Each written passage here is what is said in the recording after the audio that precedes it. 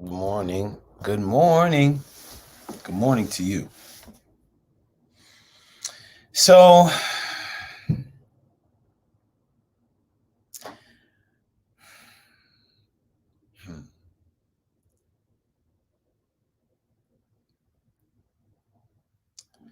um, I thought I knew exactly what I was going to say, and now that this thing is live, I'm like,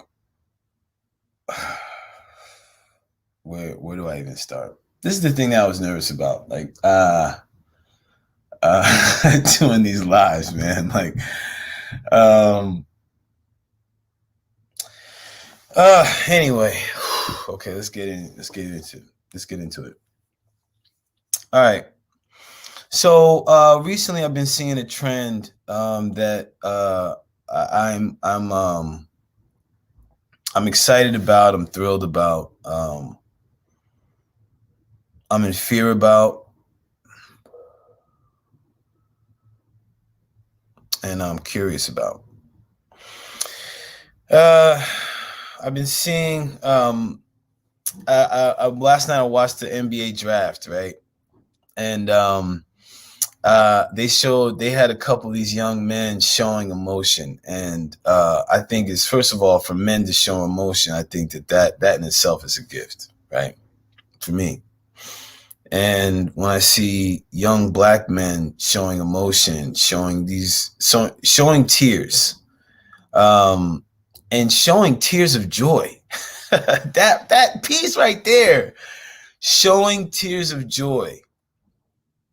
Um, Listen, showing tears, period, is a blessing. It's a cleansing that people can tend to resist. People resist.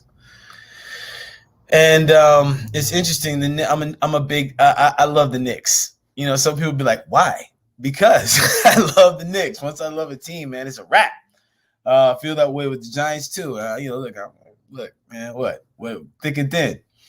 So last year, the Knicks drafted a young man by the name of R.J. Barrett, and he was with his dad, and they were both emotional, which I got me emotional watching it. And even when I play it on YouTube, I still I still well up and shed some, and and it was a gift to see that. And this year, the New York Knicks selected Obi Toppin, and they showed him shedding tears of joy.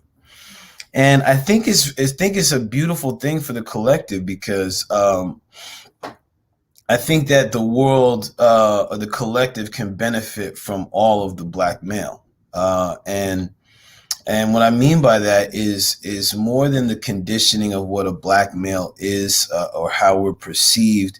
For a black male to really bring all of themselves and all of their expression to the world, in my judgment, will lift things, will help elevate things more into a frequency of love, especially in the space of coming from traumatic experiences and being targeted. So it's interesting too, because as last night, within the Mankind Project, there's a group of black men called the Brotherhood, and it's a space of all men of African, obviously African descent and ancestry. And me and I, this gentleman Greg Smith from Louisiana, Zen monk. I did a podcast with that cat. I'll share it up on here a little later. Um, we presented a concept that we came up with called the King's College, which is a space to educate and develop black men into really bringing more of themselves to their experience into the world.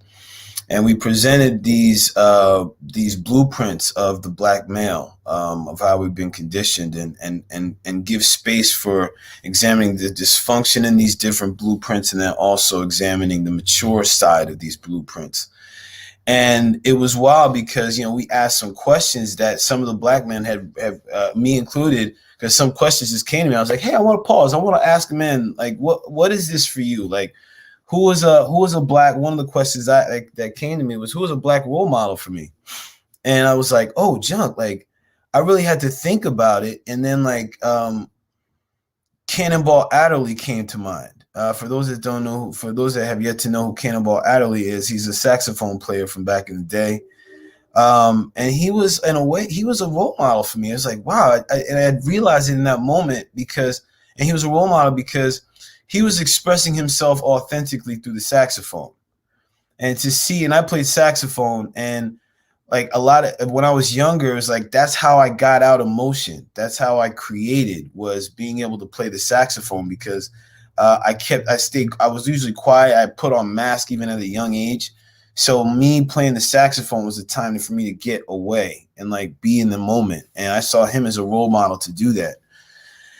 And the reason I asked that question is because with this development, this program, and even these things that I'm seeing right now, I think it's so important. It's so great for young Black boys to see these young Black men that are strong and talented to shed tears of joy. So, yeah, I'm gonna leave it at that, man. My body's a little sore today, so I'm about to go soak in the tub. Yeah, who you with? Get a bath bomb, baby.